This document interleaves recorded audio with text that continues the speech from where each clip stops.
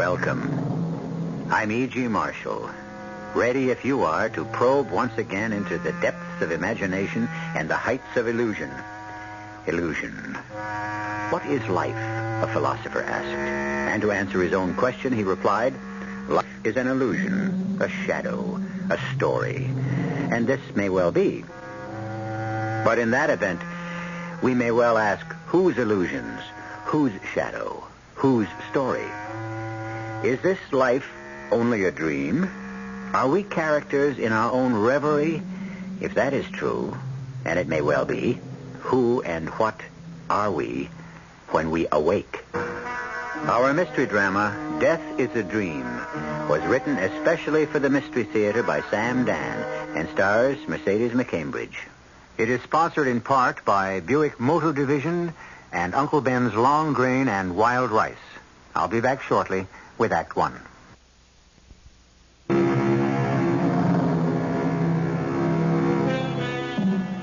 We are such stuff as dreams are made on, and our little world is rounded with a sleep.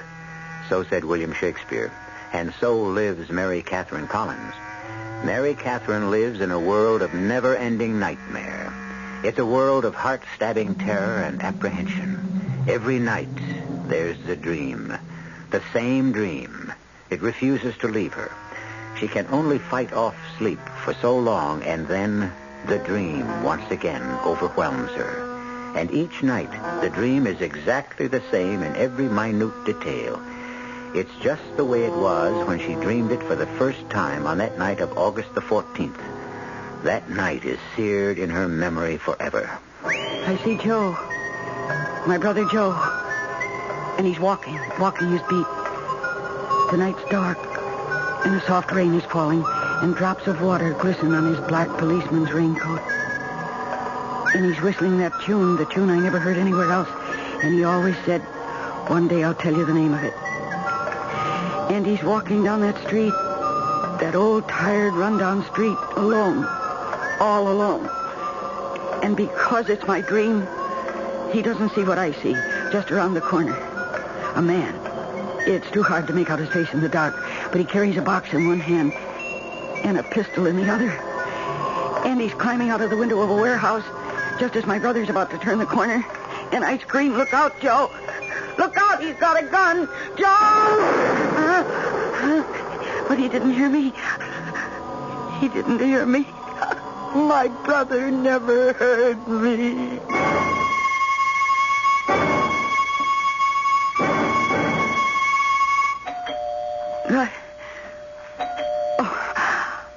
Oh, it was a dream. Yes. Hold. Yes, just a minute. Who is it? Mary, it's Frank Miller. Oh. Guess what? What is it, Frank? Come on in. Mary, You're here because of Joe. Yes, Mary. Something has happened to Joe, and you've come to tell me yourself. Mary. Joe is dead.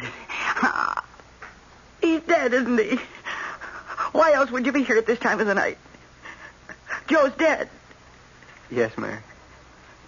He was killed by some hoodlum who was robbing a warehouse at the end of Water Street. Mary, who told you? I saw it happen. Now, Mary, you must get a hold of yourself. He was shot just as he turned the corner. His revolver was still in his holster. He never had a chance. Joe never had a chance. I know how hard it is, Mary. I saw it happen. Oh, why? Why did I see it happen? I saw it happen as if I were sitting in a theater, and it was all taking place on a giant screen. And from that night on, I saw it happen. Every night I was condemned to relive it again, and again, and again.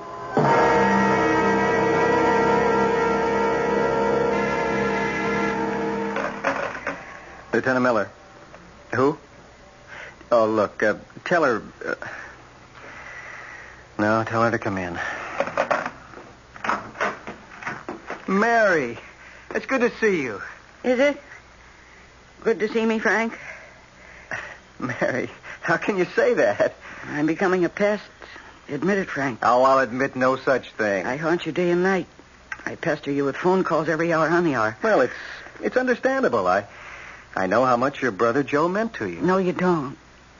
Nobody could ever hope to understand how much Joe meant to me. Mary, I'm sorry. We're all sorry. But sorrow gets us nowhere.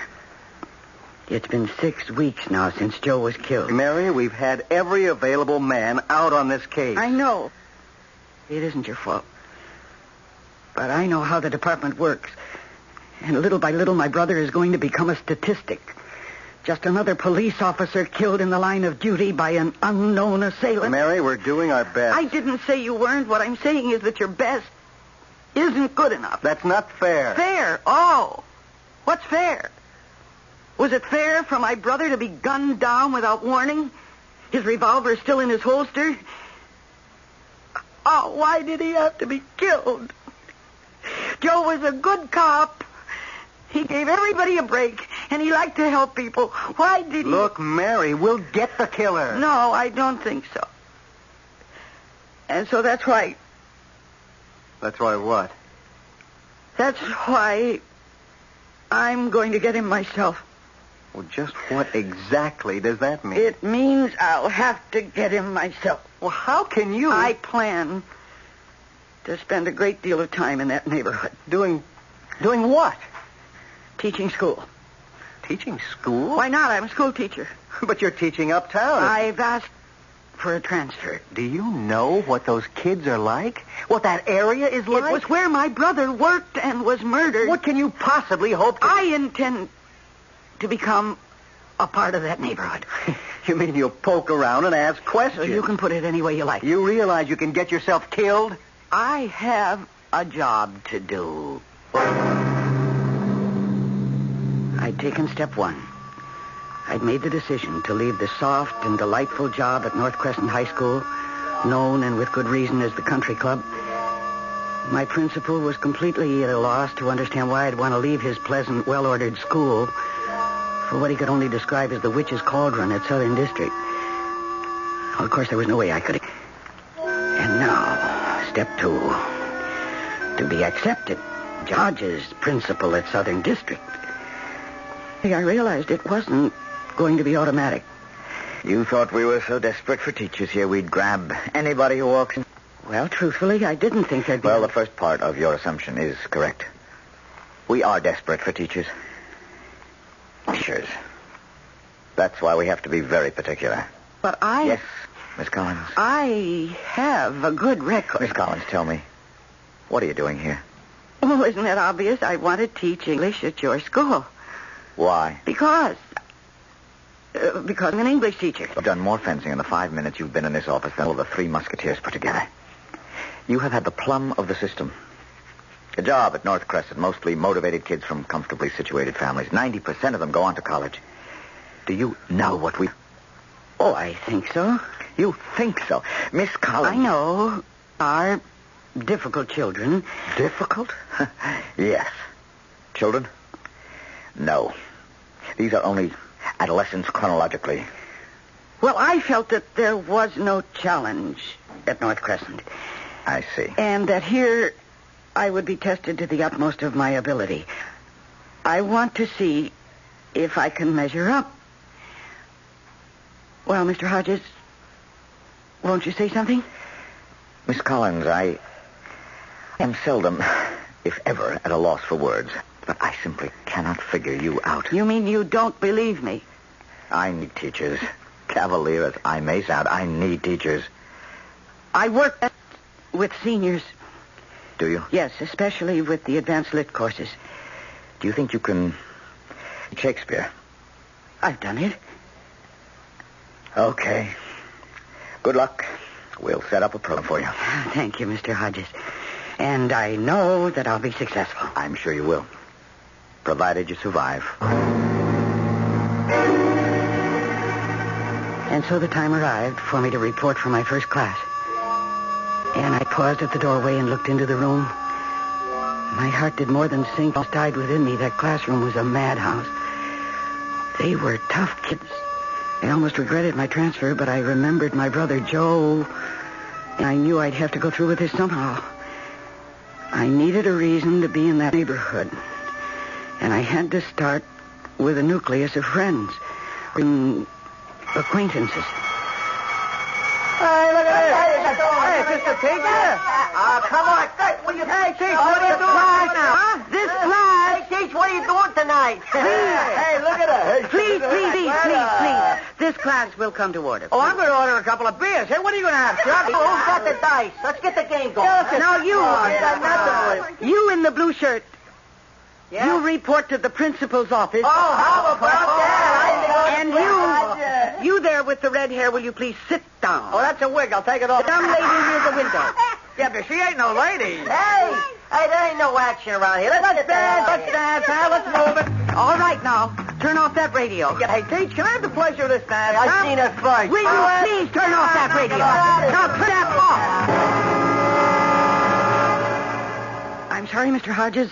It was a fiasco. I know. I was just across the hall. I saw it all. You saw it, and you permitted it. We have to find out if you can control these kids. You could empty the room by sending everyone to my office for discipline, but that's not teaching. I'm afraid you'd better go back to North... Oh, no, please give me another chance. Why? Because... I could understand it if you liked these kids, but you don't. Oh, I do, really. No. And they said the minute you walked in. They saw it. They felt it. They felt what? Your hostility. Your contempt. Oh, that's not true. It isn't? You are repelled by these youngsters, and it shows. Now, Miss Collins, you'd better go back to the well-ordered world of North Crescent. Oh, please, Mr. Hodges, you must give me another chance. I'm sorry, Miss Collins. It won't work. No, you can't turn me down. Miss Collins, I will give you another chance on one condition.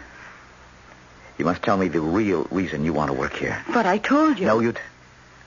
And now I insist. Very well, Mr. Hodges. I'll tell you.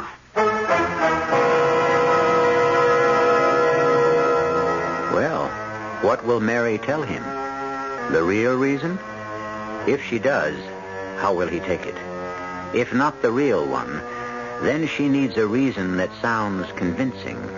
And can she make one up on the spur of the moment? One thing we know, Mary must have the job if she's to have any chance of finding her brother Joe's killer. Well, fortunately, she has a few moments to think about before I return with Act 2.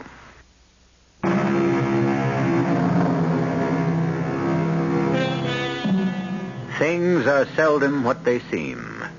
Milk masquerades as cream. It's one of Catherine Collins' favorite verses. And now it's going to form a pattern for the next portion of her life. She is attempting to masquerade as a dedicated teacher in a slum-district school in order to find out, if she can, the identity of her brother's killer. But her first problem is to get the job. And John Hodges, principal, has very grave doubts indeed. Mr. Hodges, I agree. It's time we told each other the truth. Let's say it's time you told me the truth. My name, Collins. Does that mean anything to you? Collins. No, I don't think so. Well, almost 2 weeks ago, a police officer was killed in this neighborhood. Yes. Yes, I knew him. Officer Collins. I even knew his last name. Everyone called him Joe. He was my brother. Oh, I am sorry. And then you know that he was an unusual man. Yeah. He could have risen high. He could have gone far in the department, but he chose not to. He felt that good cops were needed in places like this. And I feel that if I could take his place somehow, if I could be the kind of influence in the classroom that he tried to be out on the street. Well, I won't be the one to refuse you. Oh, thank you, Mr. Hodges. Miss Collins, why do you think your brother was so successful with the people in our neighborhood? Well, I suppose he had a gift. He sure did. And do you know what that gift was? Like the people. That's 90% of what you need, Miss Collins. I had told him a half-truth, but it was enough to nail down the job. And now, in order to, I'd have to like those kids. But how? Okay, round one. Hey, Come fighting. Yeah. All right, now. Yeah, fight your... Now, calm down. Now, class, today I am going to introduce you to a man named William Shakespeare. Yeah, where is he? He's right here in my hand. Well, why should I want to meet him? What's in it for me? Uh-huh. Very good question. What is your name? Charlie, I believe, huh? Oh, yeah, good. Well, you should become acquainted with Mr. Shakespeare, because as soon as you go back to reform school... I'm too old for reform school. I go up to the big joint on my next rap. Well, either way, you're going to have a lot of time on your hands. And Mr. Shakespeare can make it pass very quickly.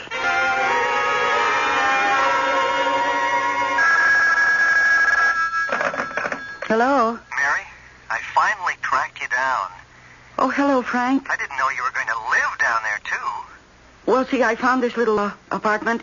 It's convenient to the school. Mary, the neighborhood. Oh, I know. Believe me, I know. But people do live here. Mary, what are you doing? You can't go around asking people, do you know who killed Police Officer Collins? Yes, I understand. Well, then what are you doing? I don't know, Frank. It's just being here. I mean, I could hear something or see something. The department is working on it. You can get hurt. Oh, Frank. What is it? What's the matter? Frank, Mary, is something wrong? I can have a cop over just a second. No, I'm all right. Are you sure?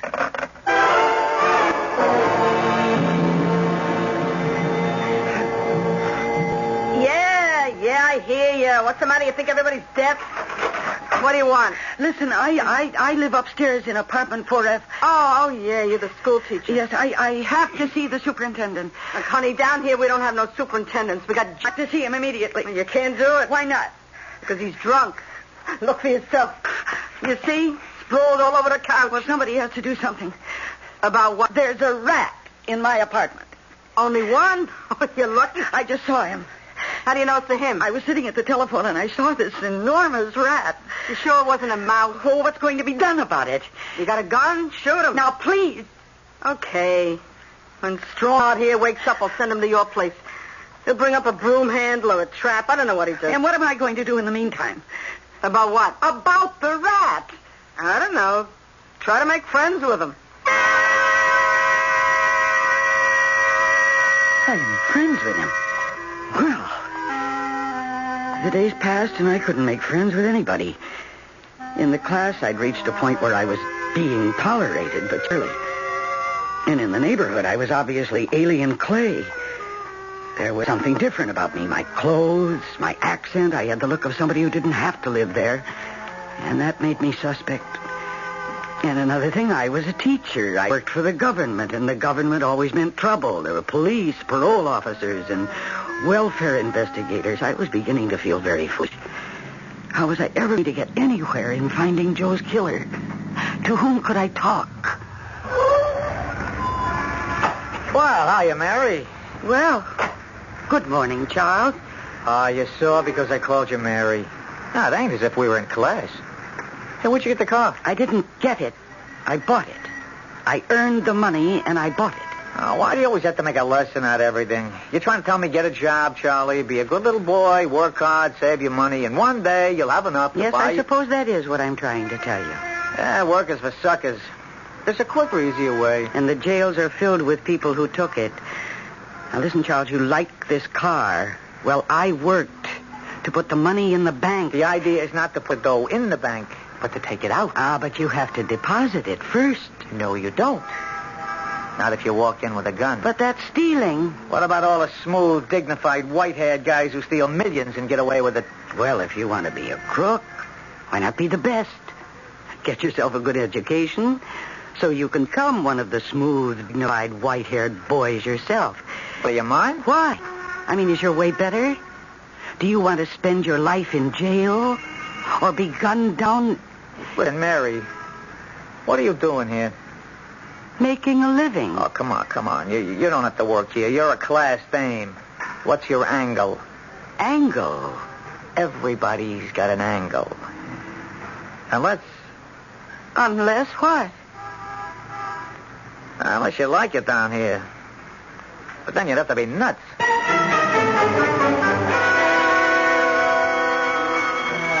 Come on, you guys. All right, everybody, that's it. Now, for tomorrow, we have pages 30 through 45. What the heck is this? It's too much. Miss Collins? Yes, Tony, what is it? It ain't nothing. No, it isn't anything. Yeah, that's right. It isn't anything. Well, like I said, it isn't nothing. Anything. But, I want to tell you something. Yes? About Shakespeare. Oh? I used to think, Shakespeare, what gives was Shakespeare, but, all of a sudden, I seen it. I mean, I seen the guys for real. Is that so? Yeah, like you was reading, and you said, neither a borrower nor a lender be. Remember? That's Shakespeare, right? Yes, it's Hamlet. Yeah, this guy, Polonius says that, but that's what my old man, he should rest in peace. Yeah, that's what my old man always used to say to me. He'd say, Tony, don't borrow money off a guy. Don't lend money off a guy. And you'll be friends with everybody, you see? Yes, I see. This, Polonius, I hear what he says. Okay, he knows some fancy words my old man never heard of, but, this Polonius, he's my old man.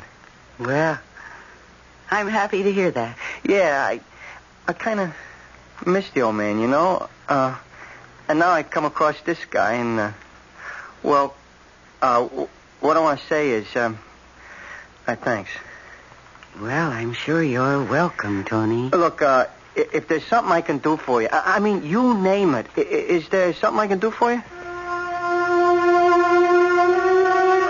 How could I ask him? How could I say, do you know who killed Officer Joe Collins? What kind of a question would that be? And where would it lead? And why would he know? But I finally promised that I would call on him if ever I needed help. I don't know how long I'd been sitting there when... Mary. What? Oh, I was walking down the hall. Your classroom door was open. I saw you sitting there.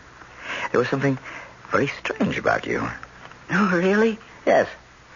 For the first time since you've come here, I saw you smiling. Oh, I always smile. No. This was truly a smile.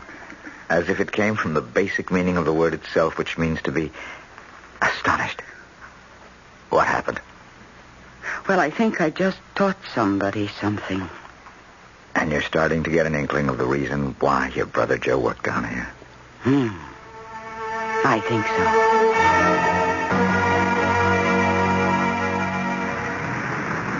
Hey, Mary. Oh, hello, Dora. Did you tell your husband about the leaky faucet? Oh, yeah. He'll get around to it one of these weeks. Listen. Now, tell me if I'm talking out of turn. Are you on the lam? Oh, what do you mean? Oh, you know what I mean, kid. Do the cops want you? Well, what makes you think the cops want me? Because a cop has been around asking for you, a plainclothes guy. Well, then how did you know he was a cop? Oh, kid, I can smell him. He's in the hallway now. He is? Well, thanks. So you are on the lam. I didn't say that. Then what are you going back to your car for? Well, I just remembered. I have a date. Listen, kid, I'm glad to help. Now, before you come back, give me a ring, huh? I'll tell you if the coast is clear.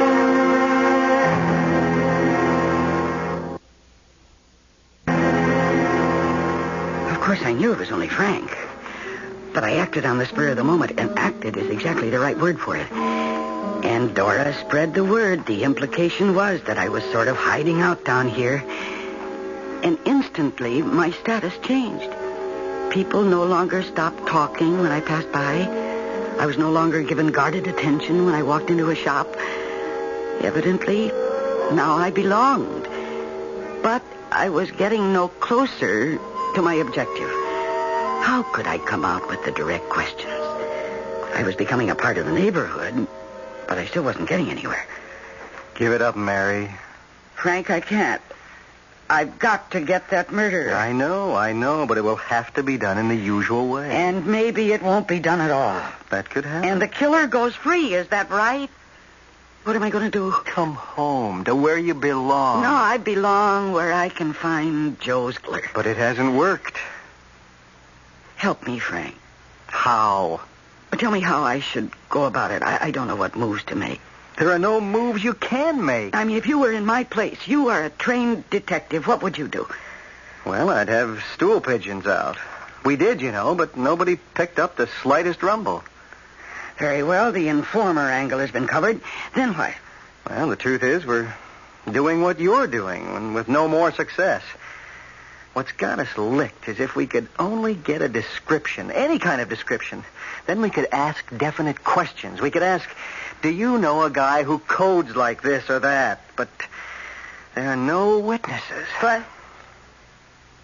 What did you say, Frank? I said, there are no witnesses. But that isn't true.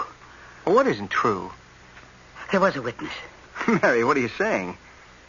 There was a witness. There was a witness.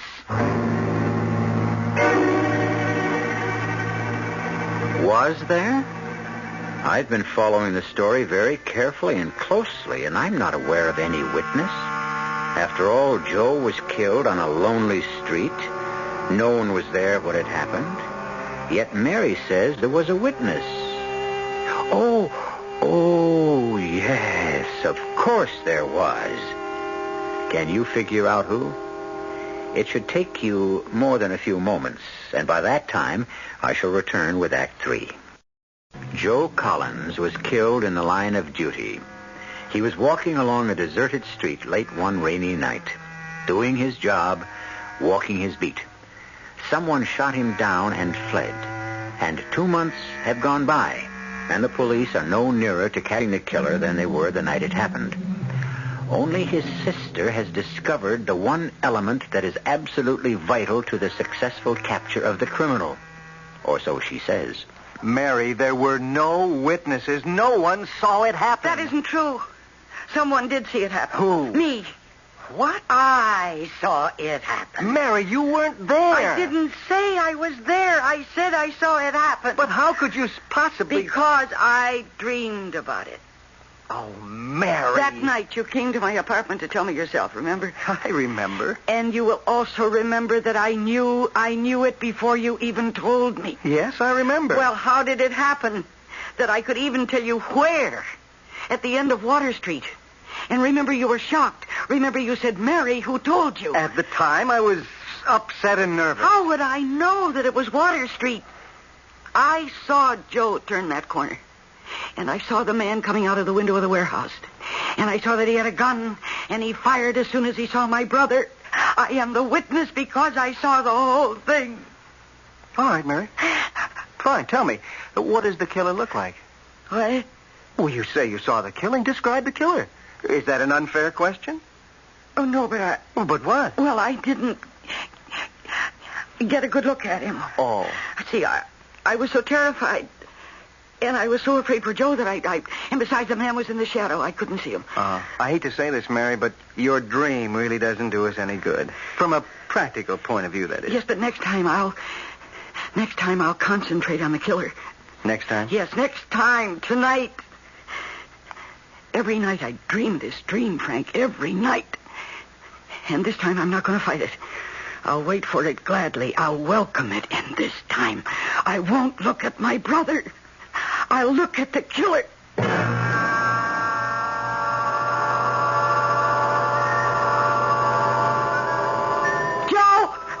Joe, look out. He's got a gun. Joe! Joe!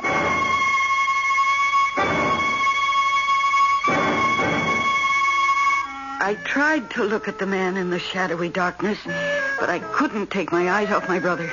And it's in that darkness that the killer exists. And I've got to find him there. I must remember to look there, to look again.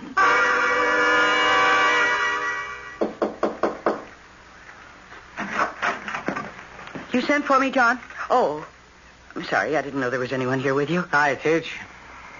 Well, what's the trouble? You'll have to go to the police station and identify your car. Why? Well, it seems Charles here and a few of his buddies took your car and went joyriding and then piled it up against a telephone pole. They would have abandoned it except for the fact that a police cruiser happened along. The rest got away. Charles was caught. Oh? Preliminary estimates on the damage run about $900. What's everybody running a fee, but the insurance pays, don't it? That's a great attitude. I'm glad you like it. This time I'm afraid it's jail. I've given up on you, Charles. Oh, you're breaking my heart. Why does Charles have to go to jail? Stealing a car is against the law. Who says he stole the car? What? Who says he stole the car? The truth is, I gave him permission to use the car. Mary, it's wrong for you. No, you see, I don't use it very much, and I understand if you don't run a car regularly, you get carbon deposits, isn't that so? This is not the way to do things. Well, that's the truth. I won't permit it. John, it's the way it happened.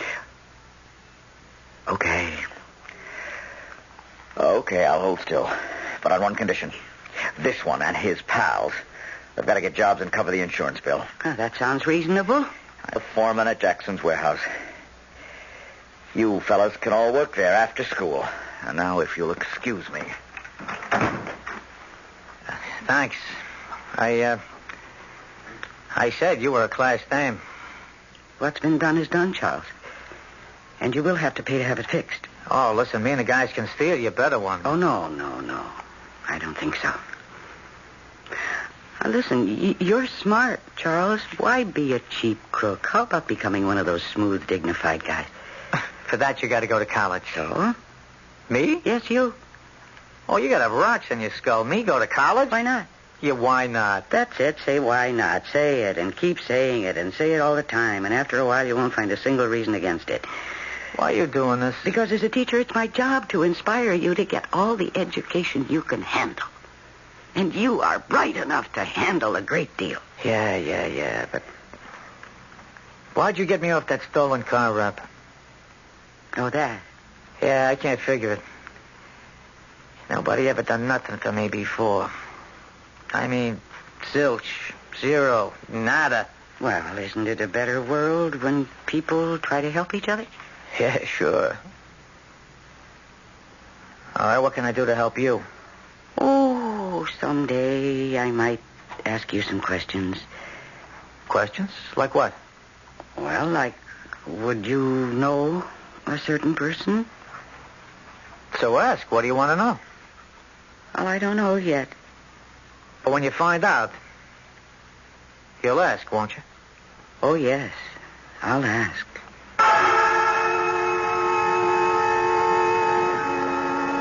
Joe! Joe, look out! Look out, he's got a gun! Joe!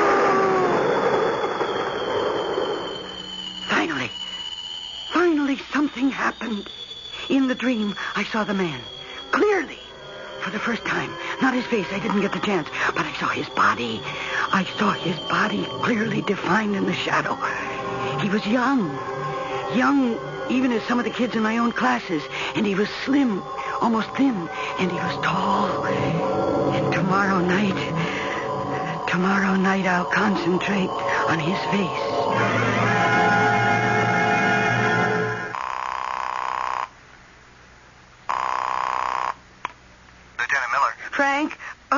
Frank, suppose I could give you a description of the killer. That'd be great. But where would you get it? Well, every night in my nightmare, I see him more and more clearly. You mean you want a jury to believe that a man you see in a dream is Well, the why killer? not? I've seen all the rest of the crime. Can you imagine what a defense attorney would do with you on the stand? Frank, the man I see in the dream is the killer. We'll need more than a dream to convict. Well, maybe you do, but I don't. And what does that mean? Well, that means that I can handle all of it myself. Mary, you're not saying what I think you're saying. The murderer who killed my brother will be dealt with, if not by the law, then by me. Mary! I'm asleep. I must fall asleep. Right now. Now, while I'm still calm and relaxed. I need all my energy to look into that shadow along the wall of the warehouse. I've got to see his face tonight. I must see his face the face of the killer. And then I shall hunt him down. Tonight. Tonight I will see. Joe! Look out, he's got a gun. Look out, Joe. That tall kid with the blonde hair and the scar across his... Oh, my God! It's Joe!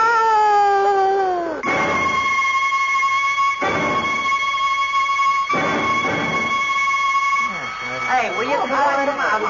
Just a minute. Wait a minute. I just thought... Charles? Yeah? Charles, I wonder, could you stay after class for a few minutes? Yeah, right on, Hey, Teach. what are you going to stay after, Charlie? Knock it off. Charles. I need some help. Anytime. Well, I have to drive out into the country to pick up an antique, and I need someone To lift?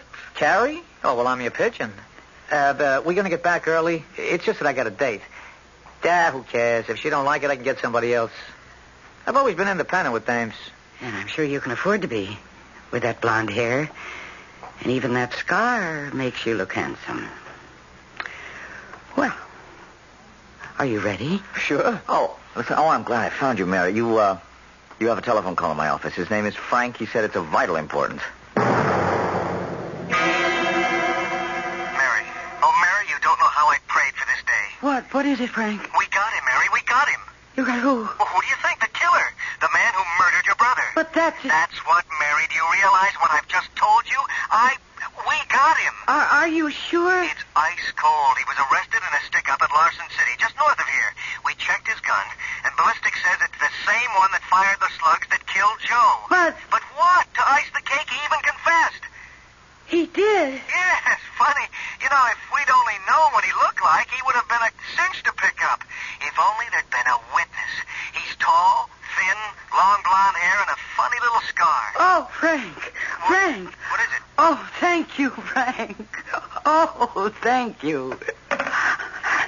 Well, I suppose you'll be leaving us now. Leaving you? Why do you say that? Well, I spoke to Lieutenant Miller. He told me everything. Oh?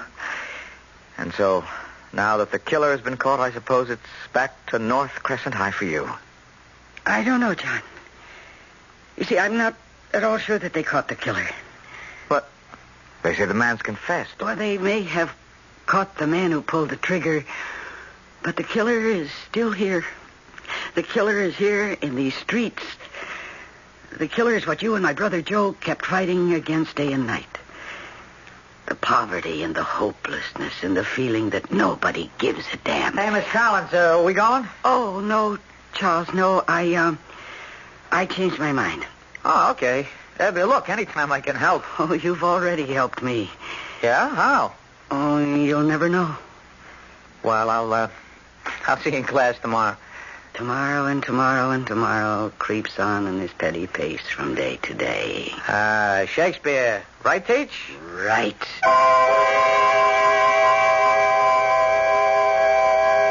Tomorrow.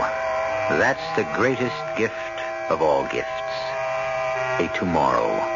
And Mary Catherine Collins will make sure of that by working today and every day with the kids that Joe loved so much. How fortunate a man Joe was. All the love and care that he had lavished on his sister returned to all the children. And I shall return with some love and a warning in just a few moments. If you're a bargain hunter, art buff, gold lover, gambler, archaeologist, girl watcher, or just plain sun worshiper, you should be in South America right now. Braniff International will fly you to the land where the American dollar is still worth $1, and where, like the opposite of a King Midas, everything you touch seems to be half the price you'd expect to pay. Braniff to South America on an intercontinental DC-8 62 jet. From there, it's up to you. The thick green jungles of the Amazon, the thin blue mountain air of the Andes, noisy Indian markets, or the noisy Rio Festival, tranquil monasteries, or even more tranquil stretches of palm-fringed beach. Ask your travel agent about Braniff's South America, an adventure and a bargain in flying colors.